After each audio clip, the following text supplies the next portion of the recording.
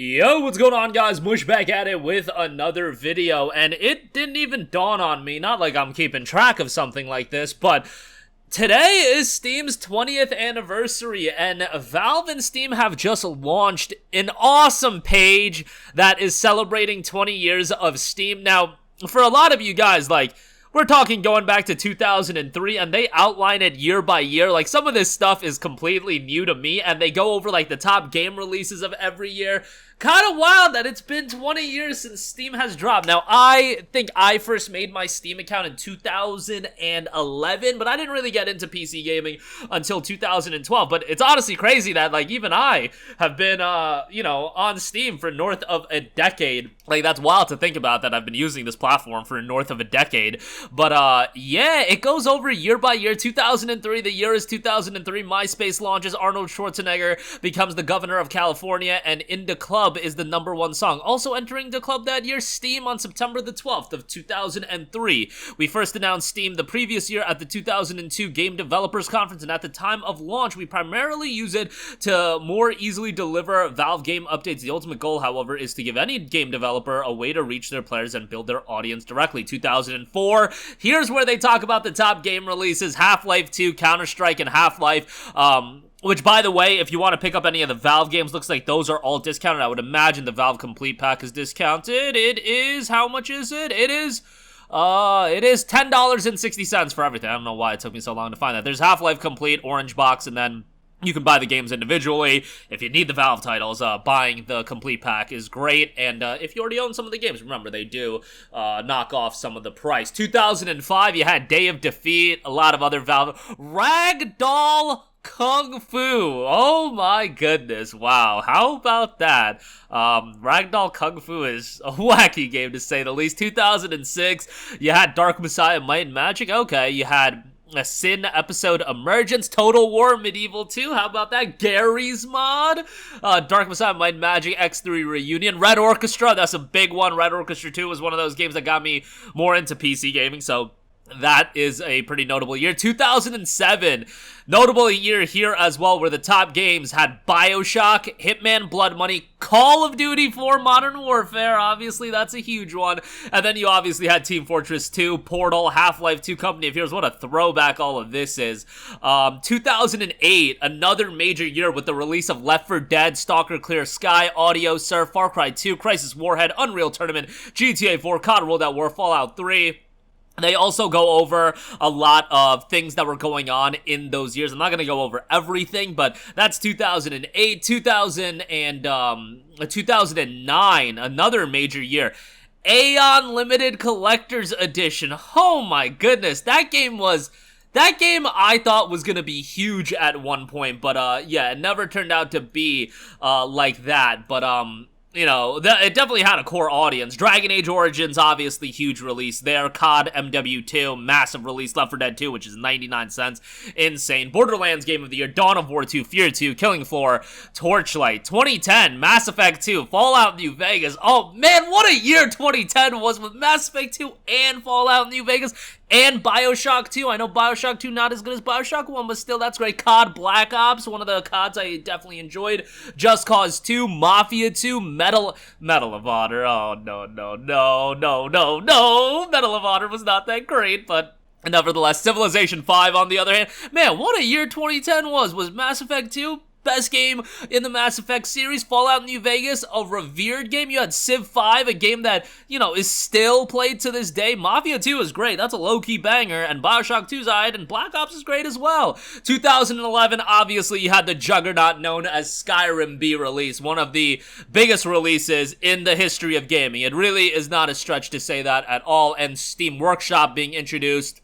And, can't believe Workshop was introduced that long ago. Portal 2, Terraria, Magicka, MW3, Shogun 2, Dawn of War 2. 2012, Torchlight 2. Yeah, Torchlight was huge back in the day. I know Torchlight is kind of memed on these days, but Torchlight 2 was a massive release. Black Ops 2, XCOM Enemy Unknown, a great one there. Borderlands 2, Far Cry 3, Dishonored, Walking Dead, Telltale's Walking Dead. Can't believe it's been 11 years since Walking Dead Season 1 came out. That's wild to think about. And Max Payne 3. Man, Rockstar usually gets attention for RDR and GTA, but Max Payne 3 is a fantastic game as well. Dishonored's in the mix as well. My goodness, 2013 DayZ. You guys remember how huge DayZ was? Holy hell, that was a massive, massive experience. When it was an Arma 2 mod, that's really when it was at its absolute peak. Payday 2. Total War Rome 2, COD Ghosts. I wasn't a big fan of COD Ghosts. Arma 3, that is all in 2013. 2014, well, what do we got in 2014? Okay, South Park Stick of Truth, Dark Souls 2, Divinity Original Sin 2, Far Cry 4, some big titles there. 2015, you had the release of, what do we have? MGS 5, huge release there. Black Ops 3, GTA 5, of course, the PC version was an early 2015 release. Fallout 4, obviously, gargantuan as well. City Skylines, big release there.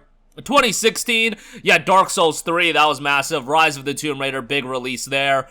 Civilization 6, No Man's Sky, which No Man's Sky back in 2016 was a flop, but nowadays it's huge.